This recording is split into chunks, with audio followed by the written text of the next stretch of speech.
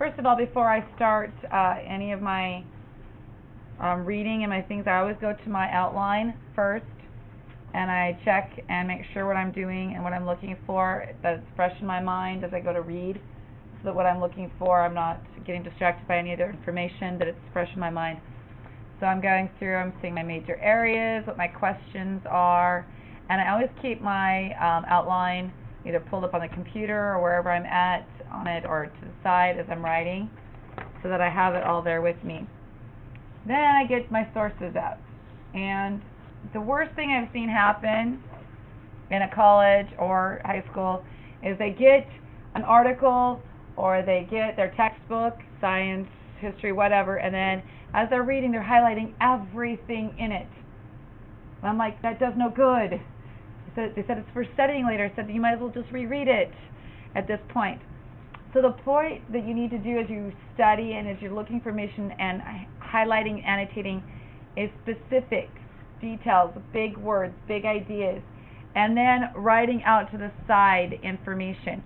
So I label on my things here, and I only happen to have it all separated by sources here because I've done. But I'll label all of my sources as 1, 2, and 3, and I kept them the same here. 1, essays on population, essay on population. It's all source 1. So I'll label my sources 1, 2, 3, and 4 so that I know which one is which on my outlines, so that as I go through them I can keep them straight. The other thing I do is on my questions, I'll make sure that they're a letter or a number, and that my main areas are that. So that as I start reading through my information for specifics and details, I find it. So I'm looking at my first section, background information. Who was he as a person? Well, right here it says he was a gloomy economist who argued these things. Great, that's perfect. That's exactly what I'm looking for, is who he was, right? So I underline that. I may even want to use it as a quote because it's well done and well said, and it's something that I may want to just use. So I put my area, background, which is the area on my outline, and then I'm going to label this quote number 1 that I'm going to use. I go back to my outline and I put, this source was number 7, by the way. If you didn't see this, I put 7 up here by this. So on my outline I put, who was he? Source 7, quote number 1. So that I don't have to write it all out, I don't have to try and get it all written out into my outline. As I go to write my paper, I can just go here and then look up the exact source where I need it and take it right off of there. Okay? That's just a trick. Some people have different ways, but that's one of the ways I've found. The other thing is that I write in here, or I bracket rather than highlighting everything. I write questions out to the side. I write comments. And instead of highlighting everything and going straight back to the source, I label my comments, and I put those into my outline as the comments, and then I go back to those comments. Because those tell me more, those maybe get my ideas going, and I want to use that phrase and that idea that I've thought of, and I write it right down there. And then when I go to write my outline, half of it's already written because it's in my notes. It's already here in that section where I want it and what it's about. Okay? So the idea when you're doing note-taking and highlighting and annotating is not highlight everything, but write out comments to the side. This whole area here, I'm not going to use it as a whole entire quote, but I like the idea about it, and I had a comment about it, and an idea that I wanted to express, so I label it. Number 3 goes in section C with question number 1, or A. I go in here and I put number 1 for source 6.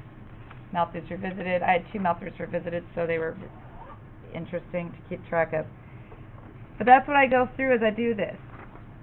And I'm highlighting information, I'm annotating to the side, asking questions, putting in my comments, not highlighting every single thing under the sun. You might want to color code. You could color code your areas, like your information, and have different colors and use that. That's perfectly valid and fine too.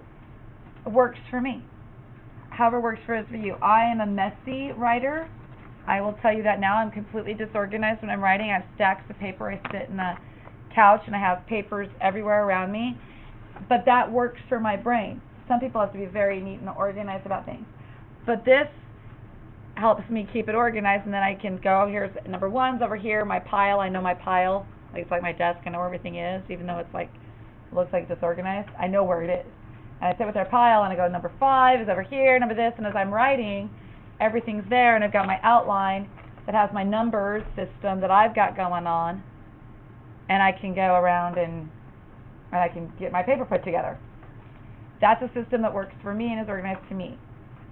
But the biggest point is annotating so that you're not highlighting everything under the sun and getting bogged down in all this information. Look only for those things that answer your questions. Look only for the information that fits where your topics are. And as you do that, there's whole skipped points. I have no desire to look at any of this information. I skimmed through it, I read through it, it didn't help me, so I skipped it. I don't have anything commented or highlighted on it because it didn't do any good for me. I can have a 20-page article that I printed off and I use maybe 2 parts of it. That's okay. It's perfectly okay. All right? Or you may only use it as background information as you write it. It's still a source. It's still good for you. Okay? So, your task is to do this with your materials that you've brought with you while you're finishing. If you're still finishing teaching, do that first. And then go to your master plans on the walls. If you haven't started that, you have to do that. While you're working on those things, maybe you're taking turns up at the wall and taking turns getting information down. Work on annotating. By next Monday, you need to have your outline with however you're going to do it. If you're wanting to write in the information or write in the quotes, however you want to do it, or it can be messy like mine and just have numbers and things in and around. However you want to do it, by Monday, I want you to have your sources annotated and your outline filled up, ready to start a rough draft from. Okay? If you're interviewing people, those might still be in process. That's okay. But get everything else down as much as you can in here. Yes? Yes. You can print out interviews. If you're doing a personal interview, it can be a recorded that you type up the information or write up notes. That's perfectly fine. Or if it's an interview online, just print it out. Okay? Yes.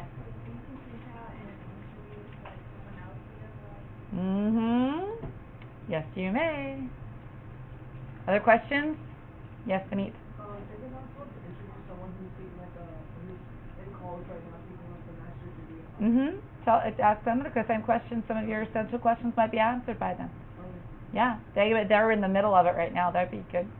They're still enthusiastic, not cynical and deranged by time. Other questions? Alrighty. So you know what you're to do.